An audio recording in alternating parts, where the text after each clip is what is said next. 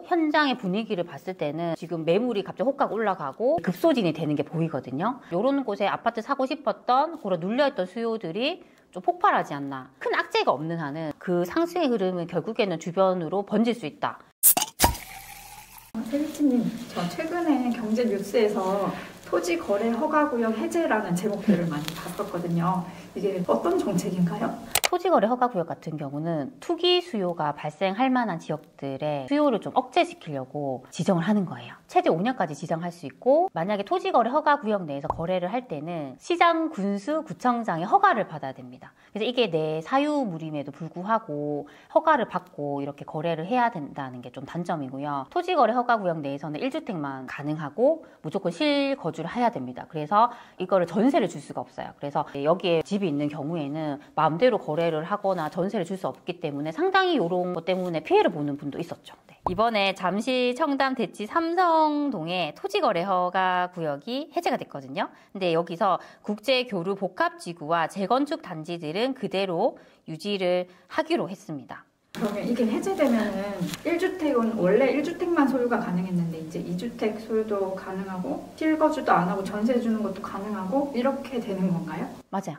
이게 아까도 말씀드렸지만 토지거래 허가구역 내에서는 실거주만 할 수 있는데 이게 해제가 돼버리면 이제 1주택을 갖고 있는 분들이라 할지라도 전세를 줄 수가 있다는 거죠. 만약에 그리고 2주택을 내가 하고 싶다 했을 때는 지금 최근에 해제가 된 지역들 같은 경우는 투기 지역이에요. 대부분 지역들이 이제 비조정 지역이거든요. 근데 지금 현재 투기 지역이 용산구랑 서초구, 강남구, 송파구가 투기 지역인데 요 지역들에 해당되는 이제 곳들이기 때문에 여기서 만약 2주택이 된다라고 했을 때는 취득세 중과가 8%예요. 그래서 이 구역 내에서 내가 집을 한 채 더 산다 했을 때는 상당히 좀 부담이 될 수 있는 거죠. 그렇죠? 근데 이게 지금 제일 이슈가 되는 게 뭐냐면 요게 해제가 되면서 전세를 줄 수 있다는 거죠. 그렇죠? 그래서 기존에 집을 갖고 있는 분들이 요거를 이제 전세를 주고 뭐 다른 데로 이동할 수도 있는 거고, 아니면 지금 다른 곳에 이제 집이 있었는데 어떻게든 그거를 팔고 여기에 사두고 싶은 분들이 이제 수요가 몰릴 수 있다는 거죠. 그렇죠? 그래서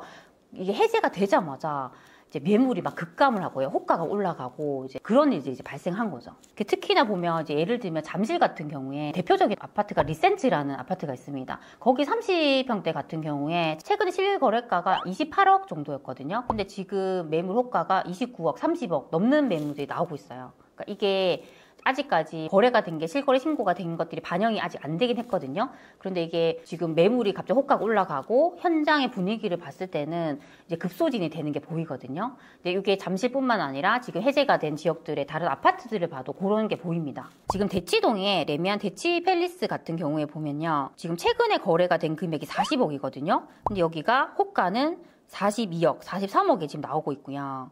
그리고 삼성동에 보면 삼성 힐스테이트 1단지가 있습니다. 이 아파트가 실거래가 최근에 28억에 됐는데 지금 매물 호가는 30억 이상 나오고 있다는 거죠. 그래서 지금 분위기를 봤을 때는 이게 해제가 되면서 이런 곳에 아파트 사고 싶었던 그런 눌려있던 수요들이 좀 폭발하지 않나. 그런 게 지금 많이 보이는 것 같습니다.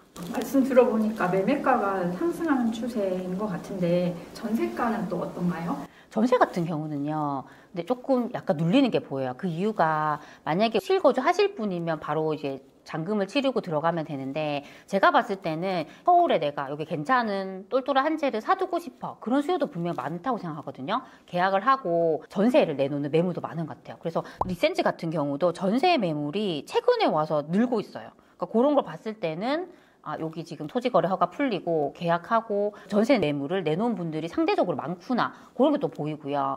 그리고 전세가 같은 경우는 주변에 전세 매물이 많으면 눌릴 수가 있거든요. 근데 최근에 보면 작년 하반기에 그 올림픽 파크 포레온이라는 대단지가 입주를 시작했잖아요.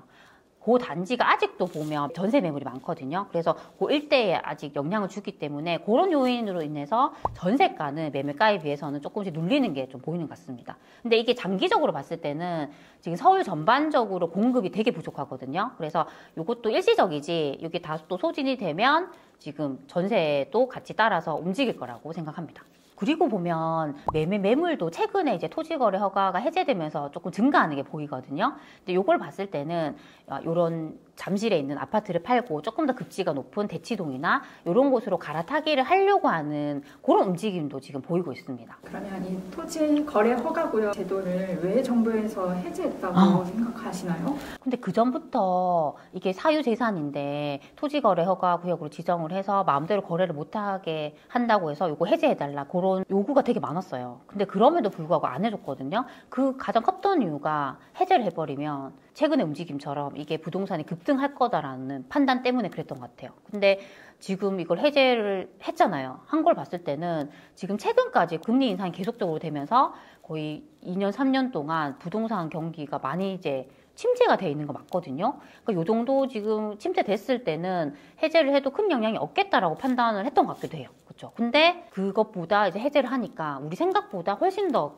빠르게 이제 급등을 했다라는 거죠. 그러면은 이런 정부의 정책 변화에 저희가 실거주자나 또는 투자자로서 미리 알고 좀 대비해야 될 게 있을까요? 만약에 나는 실거주자다. 나는 지금 최근에 토지거래 허가구역이 해제된 곳에 집을 사고 싶다라고 했을 때 저는 할 수는 있다고 생각합니다. 왜냐하면 그 동네들이 다 사람들이 살고 싶어하는 동네예요. 서울에서도 정말 상급지이고 정말 똘똘한 한 채를 내가 사서 난 살고 싶어라고 하면 충분히 해볼 수 있습니다. 근데 약간 우려되는 건 뭐냐면 최근에 지금 계속 급등을 하고 있잖아요. 그렇죠? 그러니까 이게 우리가 아파트라는 것이 얼마까지 오를까에 대한 그건 아무도 예상할 수는 없어요. 근데 그래도 지금 그 이전의 실거래가에 비해서 계속적으로 가격이 오르고 있고 매물 호가도 오르고 있고 근데 이게 좀 지속될 수 있다는 얘기죠. 그렇죠? 그러면 우리가 부동산은 집을 산다 했을 때 그래도 조금 더 내가 저평가된 걸 사서 또 내가 사는 동안 많이 오르면 좋겠어. 이렇게 생각하는 분들은 또 이게 또 정답은 아닐 수 있다는 거죠. 그러니까 그런 분들이라고 했을 때는